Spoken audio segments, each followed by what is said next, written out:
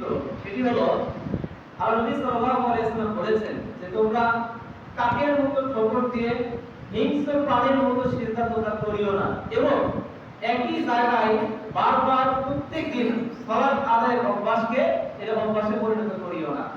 এই একটা বিষয়ের মধ্যে আল্লাহ নবী সাল্লাল্লাহু আলাইহি ওয়াসাল্লাম তিনটি বিষয়কে নিয়ে এসেছেন। একটি হলো কাকের মতো ঠোকর দিয়ে সালাত আদায় করা, দুই নাম্বার হিংস্র প্রাণীর মতো সিজদা দেওয়া, এবং তিন নাম্বার একই জায়গাকে নামাজের জন্য ফিক্সড করে দেওয়া। এই তিনটা কাজ আল্লাহ নবী সাল্লাল্লাহু আলাইহি ওয়াসাল্লাম নিষেধ করেছেন। কাকের মতো ঠোকর দিয়ে কেমন সালাত আদায় করা? দেখবেন অনেকে আমরা দেখতে পাই যে রুকু থেকে ওঠার পরে পিঠটা সোজাসুজি না হওয়া পর্যন্ত আবার সিজদায় চলে যাচ্ছে। মানে এতই ব্যস্ততা সালাতের মধ্যে দেখবেন যে আমরা না উল্লেখ করছি না। যেখানে আমরা সালাতের পরে দুই রাকাত সালাত আদায় করি, আমরা দেখতে পাই আমাদের মাযহাবী ভাইরা যারা রয়েছে তারা মাগরিবের সালাতের পরে 7 রাকাত 8 রাকাত পর্যন্ত সালাত আদায় করছে, এবং তাদের গতি কত। আমরা 2 রাকাত পড়তে যে সময় লাগে তারা 8 রাকাত এই সময়ের মধ্যে পড়ে গেলে। এরকম সালাতের আল্লাহ তাআলার কোনো প্রয়োজন নেই। আপনি যদি না পড়েন সেটা ভিন্ন কথা। কেন আপনি এরকম দ্রুত গতিতে কাকের ঠোকরের মতো সালাত আদায় করে এই সালাতকে কুমসিত করছেন? এই সালাতকে কেন আপনি লাঞ্ছিত করছেন? এই সালাতকে কেন আপনি লাঞ্ছিত করছেন? আপনি অল্প সালাত আদায় করেন, সুন্দরভাবে সালাত আদায় করেন। তড়িঘড়ি করে আপনাকে অনেক রাকাত সালাত করতে হবে না। আল্লাহ তাআলা কিয়ামতের দিনে আপনার সালাতকে গুনবেন না যে আপনি জীবনে কয় রাকাত সালাত আদায় করেছেন, কয় রাকাত। আপনার এই আমলগুলোকে আল্লাহ তাআলা ওজন করবেন, পরিমাপ করবেন। অতএব আপনি যদি সন্তুষ্ট নিয়ে বিশুদ্ধভাবে আল্লাহ তাআলার উদ্দেশ্যে যদি আপনি অল্প ইবাদত করেন আর সেটাই যদি আল্লাহ তাআলা গ্রহণ করেন, এর ওজন আল্লাহ তাআলার দরবারে অনেক অনেক বেশি হবে। অতএব এই তড়িঘড়ি করে আপনারা কখনো রুকু সিজদা করবেন না। আমরা অনেকে দেখতে পাই যারা সিজদা করছেন, সিজদা করার পরে সিজদা থেকে উঠে না বসতেই আবার আরেকটা সিজদা আমরা করে ফেলছি। এরকম কাজ করা যাবে না। সালাতের নিয়ম রয়েছে, একটা সৌন্দর্য রয়েছে, একটা কাঠামো রয়েছে, এগুলো মেনে আপনাকে সালাত আদায় করতে হবে। আপনাকে ধীরে সুস্থে বসতে হবে, ধীরে সুস্থে উঠতে হবে, সুন্দরভাবে পরিপাটিভাবে আপনাকে সালাত আদায় করতে হবে। আরেকটা বিশেষ কর্মকাণ্ড কি, যে অনেকটা আমরা দেখতে পাই তার জায়গা নির্ধারিত, ওই জায়গা থেকে বসেও না, কোনো সে কাকে বসতে দেয় না। এরকম কোন জায়গায় একক জায়গায় বসিয়ে সালাত আদায় করা এটা আল্লাহ নবী সাল্লাল্লাহু আলাইহি ওয়াসাল্লাম নিষেধ করেছেন। অনেকটা আমরা দেখি অনেক মসজিদে তারা বলে এই চেয়ারটি অমুক ব্যক্তির জন্য, তিনি এখানে বসে সালাত আদায় করেন। এই কাজটি করা যাবে না। আপনাকে বিভিন্ন জায়গায় সালাত আদায় করতে হবে। আপনি সামনে কাতারে বসবেন, আমার জন্য ভালো কথা, সামনে কাতারে ছোট, আপনি এই জুমাতে ওখানে বসেন, পরের জন্য এই পাশে বসেন, পাঠ করার জন্য সামনে বসেন। উত্তম হলো আমার কাছাকাছি বসা। সেক্ষেত্রেও যদি আপনার জায়গাটা নির্ধারিত না হয়ে যায়, কাছাকাছি মানে কি আমার সামনে এটি না, জানে বহু জায়গা রয়েছে। আপনি চেষ্টা করবেন যে প্রত্যেকটা জুমায় বা প্রত্যেক সালাতে স্থান পরিবর্তন করে বসার জন্য। এটাই উত্তম, এটা আল্লাহ নবী সাল্লাল্লাহু আলাইহি ওয়াসাল্লামের নির্দেশনা। আল্লাহ তাআলা আমাদের সবাইকে এই তিনটি নিষেধাজ্ঞা একই সাথে আল্লাহ নবী সাল্লাল্লাহু আলাইহি ওয়াসাল্লাম উপস্থাপন করেছেন। অতএব তড়িঘড়ি করে আমরা রুকু সিজদা করব না, তড়িঘড়ি করে আমরা দোয়া করব না, তড়িঘড়ি করে আমরা আমাদের সালাতের বাকি রুকুনগুলো আমরা বাস্তবায়ন করব না। এভাবে আল্লাহ নবী সাল্লাল্লাহু আলাইহি ওয়াসাল্লাম সালাত করতে আমাদের নিষেধ করেছেন। এখানে একটি উল্লেখ্য বিষয়, যারা মা বোনের উপস্থিত হয়েছে, অনেক মা বোনকে দেখা যায় তারা সিজদা করে, তারা মাটির সাথে লুটিয়ে পড়ে। এরকম কোন সিজদার নিয়ম কানুন ইসলামের শরীয়তে বিশুদ্ধভাবে পাওয়া যায় না। আপনাদের সিজদা হবে আমাদের মতোই। আমরা যেভাবে সিজদা করি মা বোনেরা ঠিক একইভাবে সিজদা করবে। যারা এরকম মাটির সাথে লুটিয়ে পড়ে, এদের কাছে কোনো নির্দিষ্ট কোনো দলিল নেই। তারা বলে যে কিভাবে মহিলারা এরকম ভাবে রুকু করবে, সিজদা করবে, এদেরকে মাটির সাথে মিশে যেতে হবে। এটা হচ্ছে মানুষের মন করা একটা ব্যাপার। আমাদের রুকু যেমন মহিলাদের রুকু তেমন, আমাদের রুকু যেমন মহিলাদের রুকু তেমন, আমাদের সিজদা যেমন মহিলাদের সিজদা তেমন। অতএব আমাদের সিজদার মধ্যে মহিলাদের সিজদার মধ্যে কোনো পার্থক্য নেই। সিজদা করতে হবে পুরুষের মতো। সম্মানিত উপস্থিতি, এখানে আরেকটি ব্যাপার, আমরা যারা সিজদায় রত হই, সিজদা করি, অনেকে দেখা যায় যে সিজদা করতে গিয়ে হাতটা এমন ভাবে আমরা পিছিয়ে দেই যাতে ডান এবং বাম পাশের মুসল্লিদের চরম সমস্যায় পড়তে হয়। সিজদা করতে হবে যাতে আপনার এই বুকের নিচ দিয়ে একটা ছাগলের বাচ্চা অতিক্রম হইতে পারে। এটা হচ্ছে আল্লাহ নবী সাল্লাল্লাহু আলাইহি ওয়াসাল্লামের নির্দেশনা। এটা করতে গিয়ে আমরা অতিরঞ্জন করে ফেলি। আমরা কি করি? ফাঁকা রাখতে গিয়ে এমন অবস্থা তৈরি করি যে নামাজের সৌন্দর্যকে আমরা নষ্ট করি। আপনাকে খেয়াল রাখতে হবে যাতে করে আপনার পার্শ্ববর্তী কোনো মুসল্লিদের সমস্যা না হয়, এভাবে আপনাকে সালাত আদায় করতে হবে। আপনি ফাঁকা করার জন্য যথেষ্ট জায়গা পেয়েছেন, পার্শ্ববর্তী মুসল্লিকে আপনাকে যথেষ্ট জায়গা দিতে হবে। আমরা আমাদের যেটুকু জায়গা প্রয়োজন স্বাভাবিকভাবে যদি আমরা ফাঁকা রাখি, দেখে প্রত্যেকেরই ফাঁকা থাকবে। কিন্তু অনেকে অতিরঞ্জিত হয়ে দেখা যায় যে হাতকে অনেক পিছিয়ে দেয়, এই কাজটা আমরা কখনোই করবো না। এটা অত্যন্ত একটা নামাজের মধ্যে একটা দৃষ্টিকটু ব্যাপার, এটা থেকে আমাদেরকে বিরত থাকতে হবে। সম্মানিত উপস্থিতি, এরপরে ৮ম নম্বরে আল্লাহ নবী সাল্লাল্লাহু আলাইহি ওয়াসাল্লাম নিষেধ করেছেন যে কাজ, সেটা হলো নামাজে দাঁড়িয়ে সামনের দিকে থুতু ফেলা। নামাজে দণ্ডায়মান হয়ে সামনের দিকে থুতু ফেলা, এই ব্যাপারে আল্লাহ নবী সাল্লাল্লাহু আলাইহি ওয়াসাল্লাম নিষেধ করেছেন। এখন যদি কারো থুতু চলে আসে, সে কি করবে? এই ব্যাপারে বেশ কয়েকটি মতামত রয়েছে। কিছু কিছু ক্ষেত্রে বলা হয়েছে সে বাম দিকে থুতু নিক্ষেপ করবে খুবই হালকা ভাবে। আবার অনেকে বলেছেন যদি তার টিস্যু পেপার থাকে বা কাপড় দিয়ে এটাকে মুছিয়ে তার পকেটে রাখবে, পরবর্তী সেটা ফেলে দেবে। তবে আপনাকে খেয়াল রাখতে হবে যেন এই থুতুটা আমার সামনের দিকে পতিত না হয়। এই ব্যাপারে আল্লাহ নবী সাল্লাল্লাহু আলাইহি ওয়াসাল্লাম বলেছেন যে ইযা কানা আহাদুকুম ইউসাল্লি, যদি যখন কেউ তোমাদের সালাতে দাঁড়াবে, ফালা ইয়াবসুতু কিবালা ওয়াজহি, সে যেন তার সামনের দিকে থুতু নিক্ষেপ না করে। ফাইনাল্লাহা কিবালা ওয়াজহি ইযা সাল্লা, কারণ যখন কোনো ব্যক্তি সালাত আদায় করে আল্লাহ তাআলা তার সামনে দণ্ডায়মান থাকে।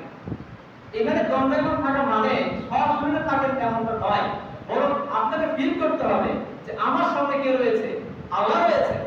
এটা ফিল করে আপনাকে সালাত আদায় করতে হবে, কারণ এভাবে সালাত করলে আপনার সালাতের মধ্যে মনোযোগ বাড়বে। যেহেতু মহান আল্লাহ তাআলার সামনে দণ্ডায়মান, অতএব তার সম্মানার্থে আমরা সামনে দিকে থুতু নিক্ষেপ করব না। আমরা হয় ডানে অথবা বামে, সবচেয়ে উত্তম হলো বামে থুতু নিক্ষেপ করা। যদি আমাদের থুতু চলে আসে, কেউ যেন ভুল করেও আমাদের সামনে দিকে থুতু নিক্ষেপ না করে, এটা একটা নিষিদ্ধ কর্মকাণ্ড। সম্মানিত উপস্থিতি, এরপরে ৯ নম্বরে রয়েছে নিজ ইমাম সাহেবের পূর্বেই সালাতের রুকুন আদায় করা। এটা অত্যন্ত একটা বিপজ্জনক ব্যাপার। এই ব্যাপারে আমরা অনেকেই সচেতন নই। অত্র মসজিদের একজন মুসল্লি আমাকে অনুরোধ করেছিলেন এই ব্যাপারটা নিয়ে কথা বলার জন্য। এই ব্যাপারটাকে নিয়েই আজকে একটু অবতারণা। দেখুন যে আমরা সালাত আদায় করতে গিয়ে ইমাম রুকুতে যাই নাই, তার পূর্বে আমরা রুকুতে গিয়েছি। একইভাবে ইমাম তাকবীর তাহরিমা দেয় নাই, আপনার হাত পড়া শেষ, এরকম কাজ করা যাবে না। এমনকি ইসলামের বিধান অনুযায়ী ইসলামের শরিয়া কান্ট্রিগুলো যেগুলো ইসলামী আইন প্রবর্তন রয়েছে বা ইসলাম প্র্যাকটিসটা ভালোভাবে করা হয়, ওই দেশগুলোতে আমরা দেখতে পাই তার ভিন্নতা আমরা আমাদের দেশে লক্ষ্য করি। কিরকম? আমাদের দেশে দেখবেন যখন ইমাম সাহেব বলে যে আজকে খুতবা এই পর্যন্তই বা খুতবা শেষ করে দেয়, তো ইমাম সাহেব খুতবার মেম্বার থেকে না নামার আগেই মুসল্লিরা দাঁড়িয়ে গেছেন। এই কাজটি ইসলামে বর্ণিত একটি কাজ। মুসল্লি তাড়াহুড়ো করা যাবে না। ইমাম সাহেব খুতবা থেকে নেমে যাবেন, তারপর ধীরে ধীরে মুসল্লিরা সালাতের জন্য দণ্ডায়মান হয়ে যাবে। এরপরে আবার যখন তাকবীরে তাহরিমা দিচ্ছি আমরা, তখন দেখা যায় যে ইমাম সাহেব তাকবীরে তাহরিমা দেই নাই, মুসল্লি দেওয়া শেষ। আবার রুকুতে আল্লাহু আকবার বলেছেন ইমাম সাহেব, তার আগে আমরা মুসল্লিদের রুকুতে চলে গিয়েছি। রুকু থেকে সামি আল্লাহু লিমান হামিদা বলছেন, কিন্তু আমরা ইমাম সাহেবের আগে আবার উঠে যাচ্ছি। এই ক্ষেত্রে ইমাম সাহেবের কিছু ব্যর্থতা রয়েছে। অনেক ইমাম সাহেব রয়েছে যারা কি করে আগেই বলেন তারপরে ওঠেন। এই কাজটির জন্য মুসল্লিদেরকে বিড়ম্বনায় পড়তে হয়। এখানে শুধুমাত্র যে মুসল্লি দোষী তা নয়, ইমামদেরও দোষ রয়েছে। ইমামরা কি করে আগে বলেন পরে ওঠেন, কিন্তু নিয়ম হচ্ছে আগে উঠতে হবে তারপরে বলতে হবে। আপনাকে আগে রুকুতে যেতে হবে, তারপরে রুকুর কথা বলতে হবে। আপনাকে সিজদার দিকে ধাবমান হতে হবে, তারপরে সিজদার জন্য আল্লাহু আকবার বলতে হবে। এইভাবে আমরা যেমন ইমামরা ভুল করে থাকি, একইভাবে মুসলিমরা ভুল করে থাকেন। এরকম ভুল করলে এই সালাত আল্লাহ গ্রহণ করবেন না। যে সমস্ত কারণে সালাত বাতিল হয়, তার মধ্যে একটি কারণ হচ্ছে এরকম ভাবে সালাত আদায় করা। ইমামের আগে যখনই আমরা এই কাজগুলো করবো, এই সালাত আমাদের হবে না। অতএব আমাদেরকে একটু ধৈর্য ধরতে হবে। আমরা দেখেছি ইমাম যখন রুকু থেকে উঠে সোজা দাঁড়িয়ে আছে, ইমাম সাহেব রুকু থেকে আবার দোয়া করে পড়ছেন, মুসল্লি সিজদায় যাননি কিন্তু তার কোমর অর্ধেক বাঁকা হয়ে গেছে।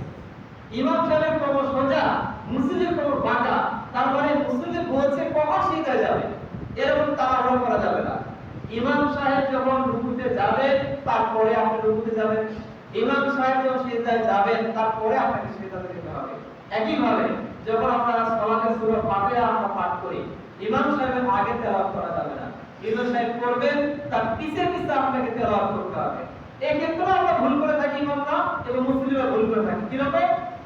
ইমাম সাহেব কি করে, ওয়ালা দাল্লিন করার পরে সাথে সাথে আমিন বলে দেন। এই কারণে দেখা যায় অনেকে সূরা ফাতিহা শেষই হয় না, তখন এই আমিনটা একসাথে হয় না, একটা 19-20 হয়ে যাচ্ছে। ইমাম সাহেবের কর্তব্য হবে ওয়ালা দাল্লিন করার পরে একটু বিরতি দেওয়া, যাতে মুসল্লিরা ওই পর্যন্ত পৌঁছতে পারে এবং ইমাম, মুসল্লি এবং ফেরেশতাদের আমিন যেন একসাথে হয়। যদি ইমামের আমিন, মুসল্লির আমিন এবং ফেরেশতার আমিন যদি একসাথে মিলে যায়, আল্লাহ নবী সাল্লাল্লাহু আলাইহি ওয়াসাল্লাম বলেছেন আল্লাহ তাআলা সবাইকে একসাথে ক্ষমা করে দেন। তাহলে আমাদের আমিন তো ফেরেশতার আমিনের সাথে মিলতে হবে, এদের সবাই একসাথে আমিন বলা কি জরুরি এবং জোরে আমিন বলতে হবে, এটা হাদিসের মধ্যে উল্লেখ রয়েছে। এর ফজিলত রয়েছে। এই সমস্ত বিধান যেগুলো আমরা আহলে সুন্নাহ ওয়াল জামাত যেগুলো আমরা পালন করে থাকি, প্রত্যেকটা বিধানে কি রয়েছে? ফজিলত রয়েছে। আর যারা আমরা গোলামি করে এই কাজগুলো থেকে আমরা বিরত থাকি, তারা ফজিলত থেকে আমরা বঞ্চিত থাকি।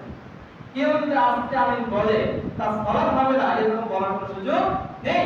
তার সালাত হয়ে যাবে, সালাতের কোনো ত্রুটি হবে না, কিন্তু সে কি হবে? ফজিলত থেকে বঞ্চিত হবে। এটা কি কম করা ফজিলত? আল্লাহ নবী সাল্লাল্লাহু আলাইহি ওয়াসাল্লাম ঘোষণা করেছেন, যদি ব্যক্তিদের অর্থাৎ মুসলিমদের আমিন, ইমামের আমিন এবং ফেরেশতাদের আমিন যদি একসাথে মিলে যায়, তাহলে মুসল্লি এবং ইমাম সবাইকে একসাথে আল্লাহ তাআলা ক্ষমা করে দেন। এত বড় একটা ফজিলত থেকে আমরা বঞ্চিত কেন? আমরা চেষ্টা করব ইমামের পিছনে পিছনে বলে বলে একই সাথে আমিন বলার জন্য, যাতে আল্লাহ তাআলা আমাদের সবাইকে এই ওসিলায় maaf করে দেন। আল্লাহুম্মা আমিন। সম্মানিত উপস্থিতি, অতএব আমরা ইমাম সাহেবের আগে কোনো কাজে আমরা করতে যাব না। আমরা চেষ্টা করব ধীরে ধীরে ইমাম সাহেবের পশ্চাতে আস্তে আস্তে এই রুকুনগুলো আদায় করার জন্য। আল্লাহ তাআলা আমাদের সবাইকে তৌফিক দান করুন। আল্লাহুম্মা আমিন। এরপরে 10 নম্বরে রয়েছে যে নামাজ অবস্থায় কাতারের মাঝে ফাঁকা রাখা। নামাজ অবস্থায়, নামাজের জামাতে কাতারের মধ্যে ফাঁকা রাখা যাবে না, কাতারের ফাঁক বন্ধ করতে হবে। সম্মানিত উপস্থিতি, এখানে দেখবেন যে আমাদের সামনের কাতার পূরণ হয় নাই, পিছনে একটা কাতারের জন্য আমরা রেডি হয়ে গেছি। কেন? আপনাকে সামনে থেকে কাতার পূরণ করতে হবে। এক সময় আমাদের একটা ভ্রান্তি ছিল যে সামনের কাতার থেকে যদি পূর্ণ হয়ে যায় আর পিছনে যদি আপনি একলা করে যান, সেক্ষেত্রে আপনি কি করবেন? আমরা অনেক সময় অপেক্ষা করি আরেকজনের জন্য আসবে, তারপর আমরা সালাত শুরু করবো। ব্যাপারটা এরকম নয়। আপনি এসেছেন, পিছনের কাতারে কেউই নেই, আপনি একাই দরদাম হয়ে সালাত আদায় শুরু করে দেন। আপনি একাই সালাত শেষ করলে কোনো সমস্যা নেই। অতএব আপনার কাতারটাকে পূর্ণ হতে হবে, তারপরে কাতার, তারপরে কাতার, এইভাবে কাতার পূর্ণ করে আপনাকে সালাতে দাঁড়াতে হবে। এবং দুজন ব্যক্তির মধ্যে ফাঁকা রাখতে আল্লাহ নবী সাল্লাল্লাহু আলাইহি ওয়াসাল্লাম নিষেধ করেছেন। আল্লাহ নবী সাল্লাল্লাহু আলাইহি ওয়াসাল্লাম বলেছেন যে সবকু শুরু করো, তোমরা তোমাদের কাতারগুলোকে সুন্দরভাবে সাজিয়ে নাও, তোমরা মাঝের ফাঁকাগুলো বন্ধ করো। আমি দেখতে পাচ্ছি